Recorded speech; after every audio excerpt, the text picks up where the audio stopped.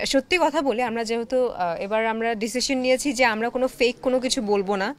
আমরা সবসময় গতানুগতিক কথা বলে আসি যে খুব ভালো সাড়া পাচ্ছি, হ্যান পাচ্ছি, ত্যান পাচ্ছি, পরে যেয়ে দেখি কিছুই না।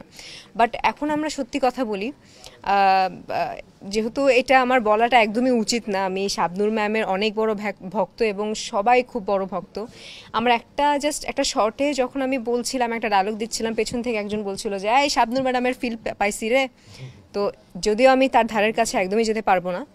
আর আরেকটা পয়েন্ট হচ্ছে যে যখন হাফ টাইমের মধ্যে অনেকে পপকর্ন নিতে বের হচ্ছিল, তখন একজন বলছিল যে আপনার গল্প আরও চুজি হওয়া দরকার, আরও ভালো গল্পে কাজ করা দরকার। যখন সিনেমাটা দেখলো, শেষ করলো, তখন তাকেই জিজ্ঞেস করলাম কেমন লাগলো। হি ওয়াজ স্পিচলেস, যে এরকম গল্প আরও চাই।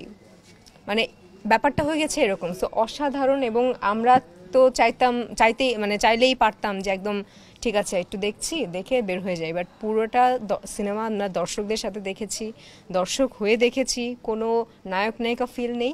বাট খুব ভালো লেগেছে, খুব বেশি ভালো লেগেছে। আদর ভাইয়ের কাছে আছে। আদর ভাই, মাঝখানে আমরা শুরুতে কথা বলছিলাম, এখন আসলাম আবার দর্শকদের পার্সপেক্টিভে কেমন ছিল আসলে টগর আজকে হলের মধ্যে? শেষ করলাম যখন মুভিটা, এখানে ঢাকা ভার্সিটি সহ বেশ কিছু ভার্সিটির প্রফেসররা ছিলেন।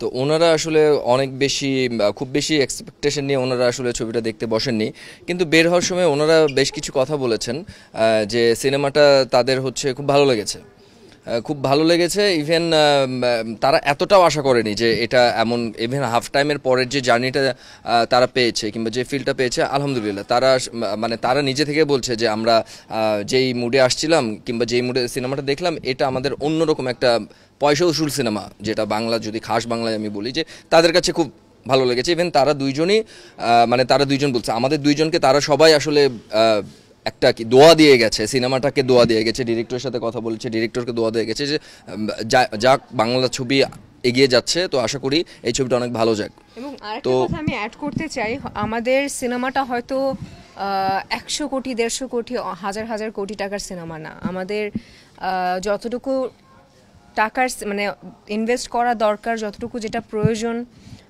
তার থেকেও একটু বেশি না, ভালোই বেশি গিয়েছে।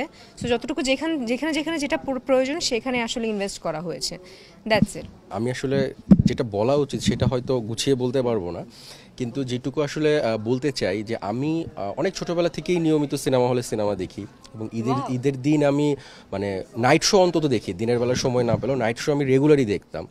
তো এবারও আসলে সিনেমা হলে সিনেমা দেখার অভিজ্ঞতাটা আসলে খুবই খুবই কী বলবো, খুবই স্পেশাল। এবং আসলে আমি যখন বসে আমারই গল্প, আমারই ছবি দেখছি, এটা আসলে ভাষায় কিভাবে এক্সপ্রেস করা যায় এই মুহূর্তে আমি সেটা করতে পারছি না। বাট আলহামদুলিল্লাহ, যে আমার একটা স্বপ্ন ছিল, টার্গেট ছিল, সেটা আমি করতে পেরেছি, এবং তার চাইতেও অনেক বেশি হ্যাপি। আপনারা অনেকেই জানেন যে এটা আমার দ্বিতীয় সিনেমা, প্রথম ছবি ছিল নাকফুলের কাব্য। সো আমি লাকি অ্যান্ড ব্লেসড এই কারণে, আমার নাকফুলের কাব্যে যেই কাস্টিং ছিল, যেই আর্টিস্ট ছিল আদর ভাই এবং পূজা, আমি তাদেরকে নিয়েই আসলে এই ছবিটায় আসতে পেরেছি প্রথম ছবি হিসেবেও। সো এটা একটা ভালো লাগার বিষয়। আর দর্শকরা যে কথাগুলো বলে গেছে, যে কমেন্টগুলো করে গেছে, সেটা আসলে প্রত্যেকটা শব্দ, প্রত্যেকটা লাইনই আসলে আমার জন্য অনেক বড় ব্লেসিং। অ্যান্ড আমি চাই এই ধারাবাহিকতাটা থাকুক। আপনারা আমার জন্য দোয়া করবেন, টগরের জন্য দোয়া করবেন, টগর জুটির জন্য দোয়া করবেন, অ্যান্ড এইভাবেই আসলে সবসময় সাপোর্ট দিয়ে যাবেন। হ্যাঁ, টগর এবং জয়িতার জন্য দোয়া করবেন এবং এভাবেই সাপোর্ট করে যাবেন।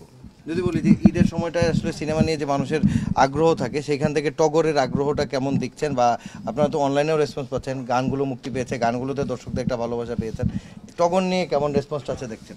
টগর নিয়ে আজকে তো সবে দ্বিতীয় দিন, সবাই যার ব্যস্ততা কাটিয়ে আজকে থেকে রেগুলার সিনেমা দেখা শুরু করেছে, এবং এখন পর্যন্ত অনলাইনে বা মাউথ মার্কেটিংয়ে যতটুকু শুনেছি, আমি পর্যন্ত এসছে খবর। সো আমি খুবই হ্যাপি, এবং দর্শকের একটা ভিন্ন প্রতিক্রিয়া হচ্ছে যে গল্পের শুরুটা মানুষ যেটা প্রেডিক্ট করতেছে, আলটিমেটলি ক্লাইম্যাক্সে এসে আসলে সে সেটা বুঝতেই পারছে না। সো আমি শুরু থেকেই ছবিটা বানানোর সময় একটা কথা বলেছিলাম, এবং এখনও বলি, যে গল্পের বিগিনিং দেখে কেউ ইন্টারভাল বলতে পারবে না, এবং ইন্টারভাল দেখে কেউ ক্লাইম্যাক্স বলতে পারবে না। এটা আমার গল্পের সবচেয়ে বড় পাওয়ার। এইটা আসলে আমার যদি এইভাবে যদি বলতে যাই, আমার গল্পে আসলে ক্যারেক্টার ওয়াইজ যতটুকু আসলে দরকার জাস্টিফাইড করার জন্য আমি আসলে ততটুকুই রেখেছি বা ততটুকুই আসলে অ্যালাউ করা হয়েছে, এবং ছিল অনেক বেশি আসলে আমরা যখন শুটিং করেছি। বাট আমরা দর্শকের কথা মাথায় রেখে সেটাকে যতটা সম্ভব প্রিসাইজ করে নিয়ে আসা, যে আমরা আসলে সেটুকুই করার চেষ্টা করেছি।